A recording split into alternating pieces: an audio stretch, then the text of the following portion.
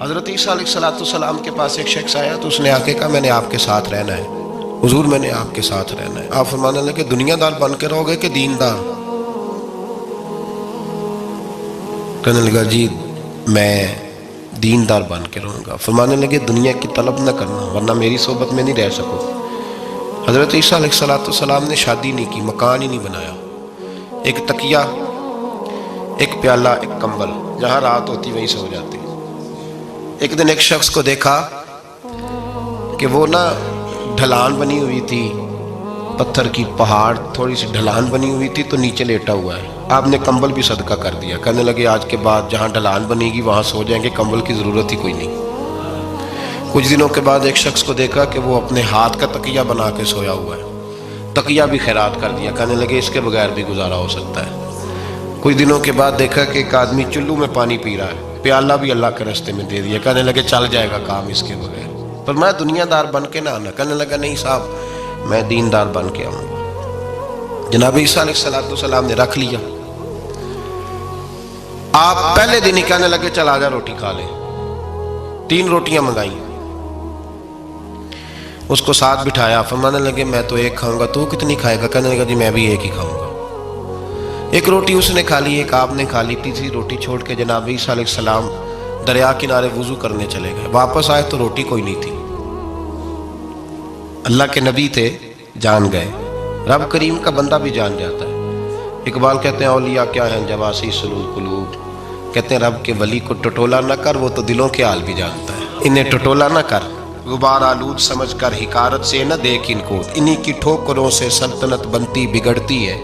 اور اقبال کہتے ہیں نہ تیغ و تیر میں نہ لشکر و سپاہ میں، نہ تیغ و تیر میں نہ لشکر و سپاہ میں، کہتے ہیں نہ تلوار میں نہ تیر میں نہ لشکر میں نہ فوجوں میں، نہ تیغ و تیر میں نہ لشکر و سپاہ میں ہے، جو بات مرد قلندر کی بارگاہ میں ہے، جو بات مرد قلندر کی بارگاہ میں۔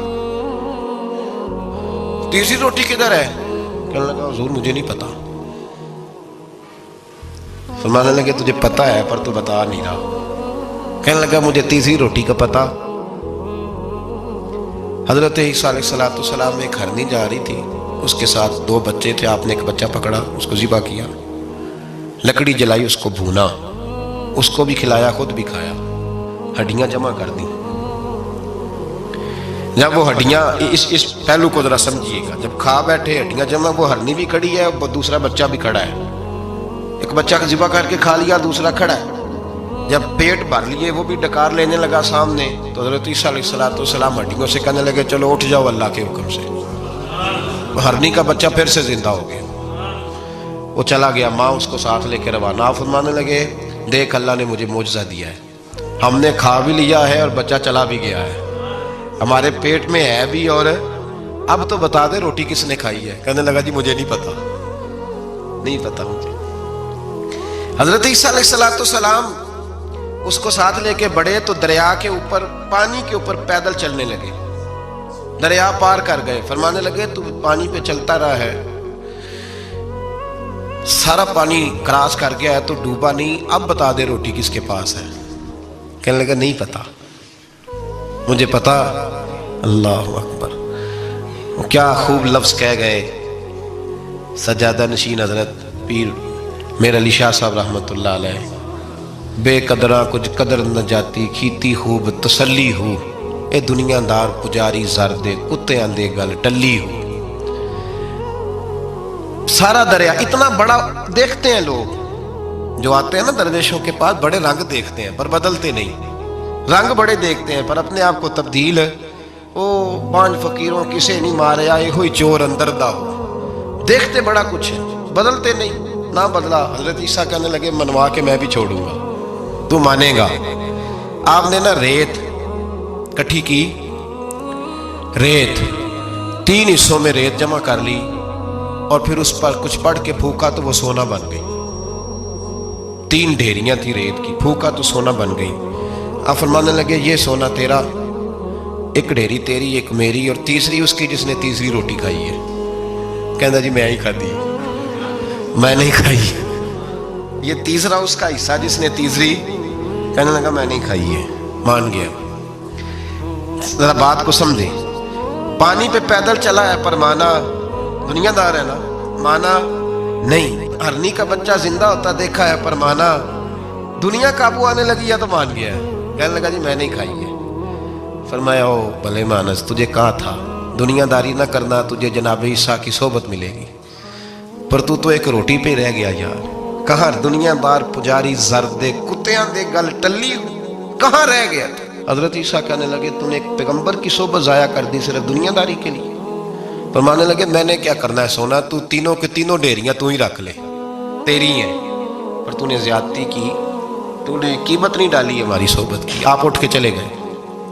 صحرا کا علاقہ تھا، وہ شخص وہیں بیٹھا تھا، ابھی سمیٹ ہی رہا تھا کہ دو ڈاکو آ گئے، تلواریں پکڑی ہوئی ہیں. کہنے لگے چل دوڑ جا، سونا مارا ہے، تو کدھر سے آ گیا؟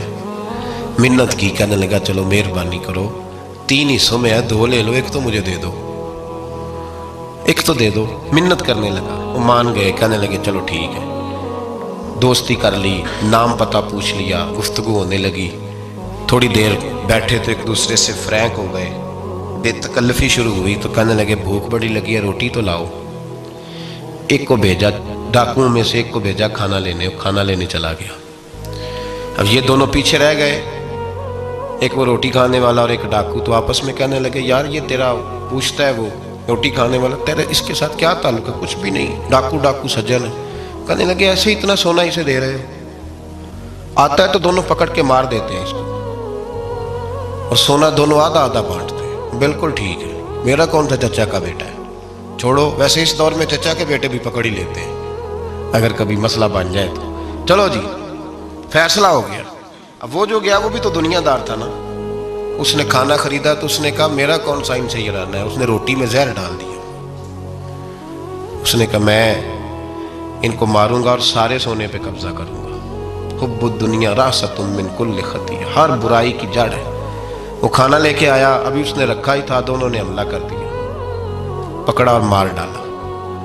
وہ مر گیا. اب یہ مزے سے بیٹھ کے روٹی کھانے لگے، سیر ہو کے پیٹ بھر کے روٹی کھائی. چند لمحے گزرے تو دھڑام سے روح پرواز کر گئی.